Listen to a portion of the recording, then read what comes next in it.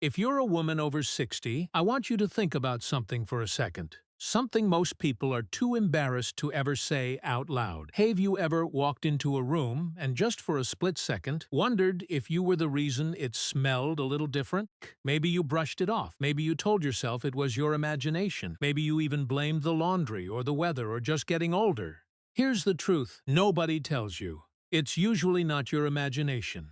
And it's almost never just aging. In most cases, it comes down to a handful of everyday bathroom habits, small things you've been doing for years without a second thought that are quietly working against you. The strange part? Most of these habits don't feel harmful at all.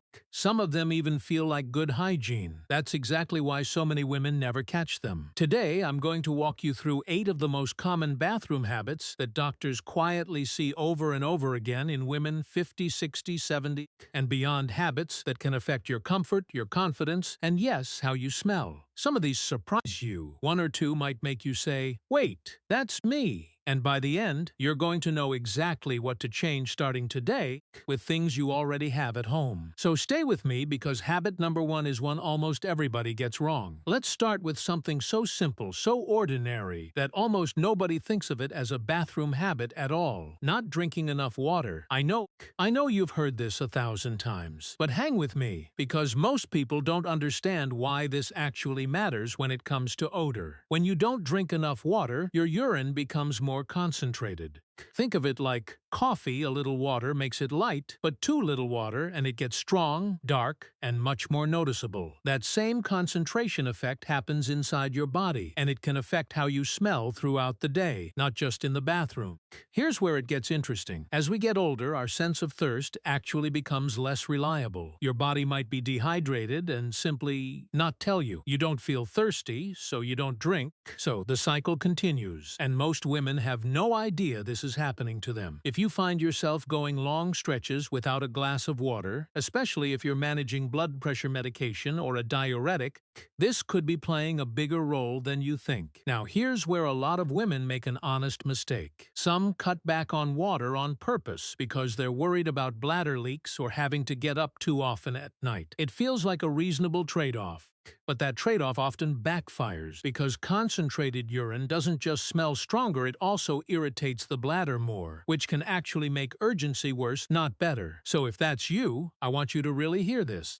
Cutting back on water isn't solving the problem. It's quietly making it worse. That's habit number 1. But it's far from the only one, and the next one is something most women do every single day without questioning it at all. Let's talk about something a little more personal now. How long you wear the same protective liner or pad. If you use panty liners, bladder control pads, or incontinence products, and millions of women do, especially after menopause, this next part matters a lot.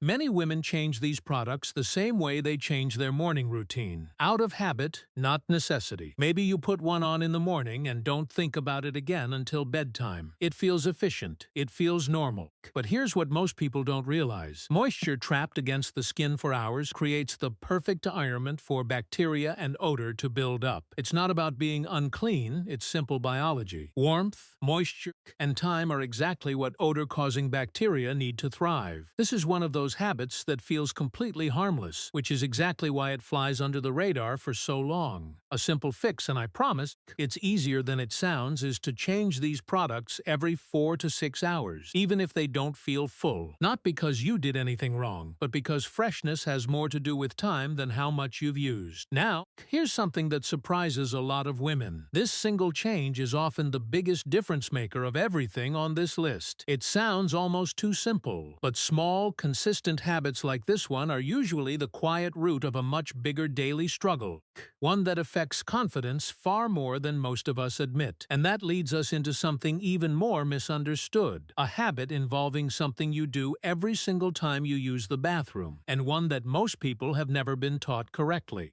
Let's talk about wiping technique, because believe it or not, most people were never actually taught how to do this properly. We just picked it up as kids and never questioned it again. The direction matters more than you'd think. Wiping from back to front can transfer bacteria from one area to another, increasing the risk of irritation and infection. It sounds like such a small detail, but doctors see this pattern constantly in women dealing with recurring discomfort. Here's a common misunderstanding. Many women believe that using more wipes or scrubbing a little harder means they're getting cleaner. In reality, the opposite tends to happen. Extra friction can irritate delicate skin, and that irritation itself can contribute to odor and discomfort, especially as skin becomes naturally thinner and more sensitive with age. Gentle, front to back, one direction, that's really all it takes. It's such a small adjustment, but it can make a noticeable difference over time. Now let's talk about something a lot of women feel guilty about, but really shouldn't: soap. Specifically, scented soaps, bubble baths, and feminine washes that promise to make you smell fresh and clean. Here's the twist nobody expects. These products often make things worse, not better. The skin in this area is naturally self-cleaning and has its own delicate balance. Strong soaps and fragrances can disrupt that balance, leading to irritation, and ironically, irritation is one of the most common causes of persistent odor. So a woman using a scented wash every day, trying her best to stay fresh, may actually be creating the very problem she's trying to avoid. Doctors often recommend warm water alone, or a very mild, fragrance-free cleanser, used gently on the outside only. It feels almost too simple to be effective, but that's exactly the point. Sometimes less really is more. Let me tell you about a pattern doctors see all the time. A woman starts noticing an odor.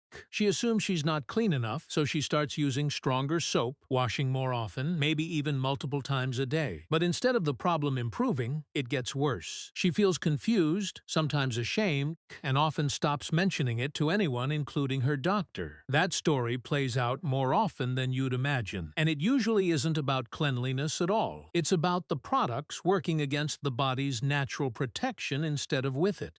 If any part of that sounds familiar, please don't feel embarrassed. This is one of the most common and most fixable habits on this entire list. Now, here's something that connects to a topic a lot of women brush off entirely: how your body reacts to heat, sweat, and moisture, especially somewhere many of us don't expect. Let's talk about staying in damp or sweaty clothing longer than you should. This one sneaks up on a lot of women, especially those managing hot flashes, night sweats, or simply spending more time sitting, whether that's during a long car ride, an afternoon in the garden, or a cozy evening in the recliner watching your favorite show. Moisture against the skin for extended periods creates exactly the kind of environment odor-causing bacteria love. It's not about hygiene failing you, it's about time and moisture working against you. Here's a simple, practical fix. Cotton underwear breathes far better than synthetic materials. If you've experienced night sweats, changing into fresh, dry clothing before bed rather than sleeping in what you wore all evening can make a meaningful difference by morning.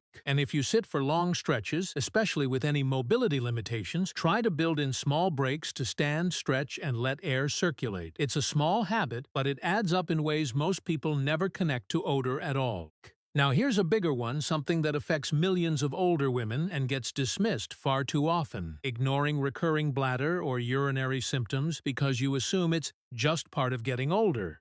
This is one of the most important points in this entire video, so I want you to really listen here. Burning, unusual discharge, a persistent odor that doesn't go away no matter what you try, frequent urgency — these are not something you simply have to accept as an inevitable part of aging. In many cases, these are signs of a urinary tract infection, and older women are actually more prone to UTIs due to hormonal changes after menopause. Here's what makes this tricky. Sometimes UTIs in older adults don't come with the obvious burning sensation younger women experience. Instead, the signs can be subtler: a change in odor, mild confusion, increased tiredness, or just a general sense that something feels off. Because the symptoms look different than expected, it's easy to miss them or explain them away as unrelated. If something feels persistently different and it doesn't improve with simple changes like the ones we've already talked about, that is absolutely worth a conversation with your doctor. Not because something is necessarily wrong, but but because catching these things early makes them far easier to treat,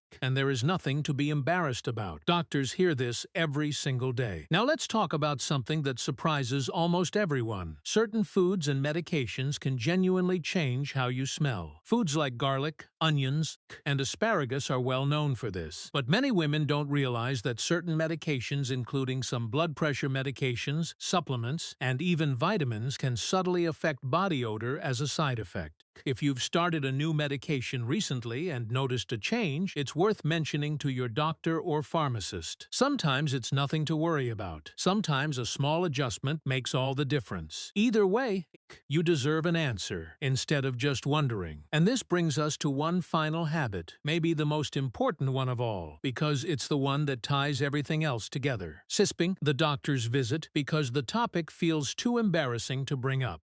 This is, without question, the habit that causes the most unnecessary suffering. So many women live with discomfort, self-consciousness, and worry for months, sometimes years, simply because they can't imagine saying the words out loud in a doctor's office. And I understand why. This is personal, it's private, it can feel vulnerable in a way that other health topics simply don't. But here's what I want you to remember. Your doctor has had this exact conversation more times than you could count. There is nothing you could say that would surprise them, embarrass them, or make them think less of you. To them, this is simply health, no different than asking about your blood pressure or your knees. Silence doesn't protect your dignity. It just delays your relief. So let's bring this all together, because you've just learned quite a lot. You've learned that dehydration can concentrate odor far more than most people realize. That protective liners need to be changed on a schedule, not just when they feel full. That proper wiping technique matters more than we were ever taught. That the very soaps marketed to make you fresh can sometimes be the real problem. That damp clothing and prolonged sitting create the perfect conditions for a odor to build. That certain symptoms are signals worth paying attention to, not simply signs of aging. That medications and food can genuinely play a role. And that talking to your doctor isn't something to fear, it's one of the kindest things you can do for yourself. None of this is about vanity. It's not about chasing some unrealistic idea of freshness. It's about comfort. It's about confidence. It's about feeling like yourself when you're out at the grocery store, sitting with your grandkids, or catching up with friends after church on Sunday morning. You deserve to feel comfortable in your own body, not just at 50, not just at 60, but at every single stage of life. So here's your gentle takeaway for today. Pick just one habit from this list, the one that stood out to you the most, and make one small change this week. Not all 8 at once, just one. Small changes, done consistently, are almost always what create the biggest difference over time. If this video helped you see something in a new light, share it with a friend, a sister, or a neighbor who might need to hear it too, because chances are she's wondering about the exact same thing and just hasn't found the words to ask. And if you want more of this honest, practical health talks made just for you, without the confusing medical jargon and without the scare tactics, then this channel, Prime Health Insights, is exactly where you belong. Hit that subscribe button right now and tap the bell so you never miss a new video, because every single week we bring you real answers to the health questions you've always wanted to ask but maybe never knew who to ask. This isn't just a channel, it's a community of people just like you, learning how to feel better, live stronger, and stay independent for years to come. So before you go subscribe, like this video if it spoke to you, and drop a comment letting me know which habit surprised you the most. I read every single one, and I promise you, your comment might be exactly what another woman watching this needs to see today. Take care of yourself. You've earned it, and I'll see you in the next video, right here on Prime Health Insights.